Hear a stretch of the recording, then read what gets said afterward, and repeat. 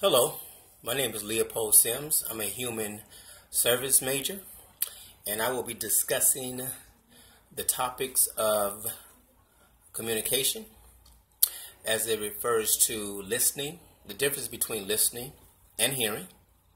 I'm also going to talk to you about 5 positive ways to align your nonverbal body language with your verbal language, and also the etiquette of technology mediated meetings, and how, because technology is a big way of how we communicate in this day and age. The difference between listening and hearing. Listening involves the processing of information, applying an understanding of what is conveyed, concentrating on what the speaker is saying. Listening is also about observation, meaning body language, gestures, how to interpret different things. Hearing is more about sound, or perceptions of sound.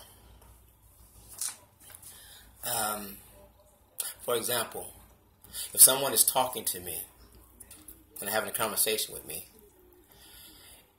and I am looking away, my head is down,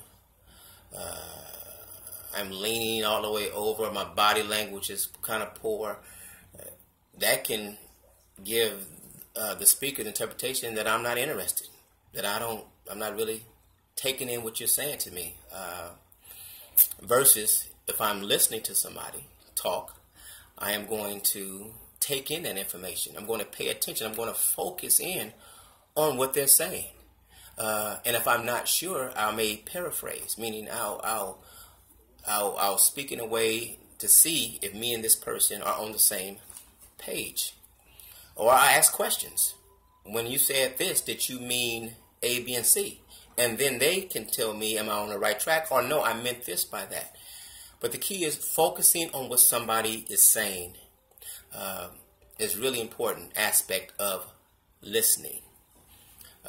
Hearing, like I said, refers to it's about perceptions of sound, hearing something. That's a physical thing. Doesn't take any skill to hear, unless you're hearing impaired. But other than that, doesn't take any skill to just hear somebody. It's about sound. As it refers to the 5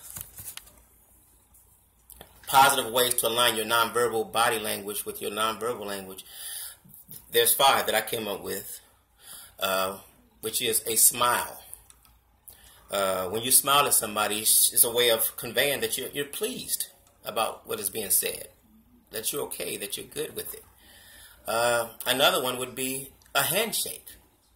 If I'm shaking your hand, it shows you that I am being friendly.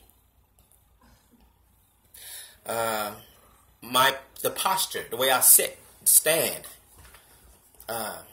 can convey a message of me being attentive to what you're saying. Giving somebody a hug. A hug relays or conveys a message of, comfort. You want to comfort this person. And 5 would be laughter. Laughter conveys happiness, joy. You're in a good spirits. You feel good. These things are connected with nonverbal with your verbal language. These 5 things.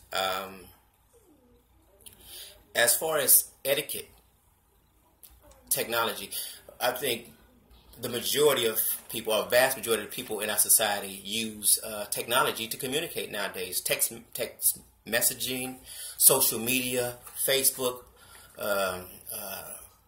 Twitter, all of these things are different ways of conveying messages to someone. And social media is, like I said, probably is the most common way people communicate these days, more than they do in the past when it was more person to person or on the phone. And the thing about etiquette is, depending on who you're talking to, there are certain ways you have to write your right, or certain words that you would use.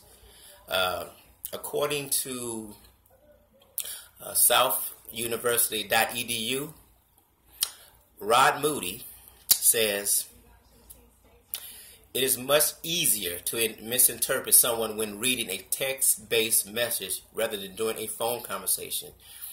The tone of voice can change a simple statement from lighthearted to more intense.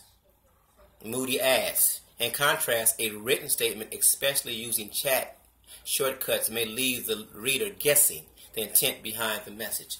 So there's ways of conveying messages when you're communicating using technology. There's been times in my own personal life where I may send a text message, and because the way I wrote it, the person who received it misinterpreted. They read tone into it, even though there's no tone. You can't read tone into a message. It's hard to do. And they became very upset. And then when they talked to me and I read it back to them, it became easier for them to understand and digest. So, without question, using proper etiquette, which can be tricky, but like I said, it really depends on who you're talking to. If I'm talking to a friend, I'm emailing a friend, I'm gonna be a little bit more informal. And if I'm talking to, a supervisor or a professor or a boss, or I'm writing somebody a business letter, I'm gonna be more formal. I'm going to use certain language. I'm going to use certain words. I'm going to have a different approach. I'm not going to be as casual. Communication, without question, is the most important thing we have as humans, because everything comes back to relationships. And in order to develop a relationship, you have to be able to communicate effectively. Whether you're in a business, whether it's with your family, friends, or foe, you have to be able to communicate in a way that people understand you.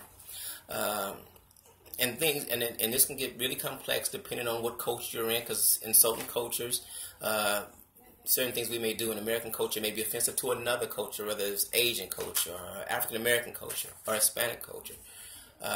So these things can get a little tricky, but that's why it's important to be culturally competent, also in terms of communication skills.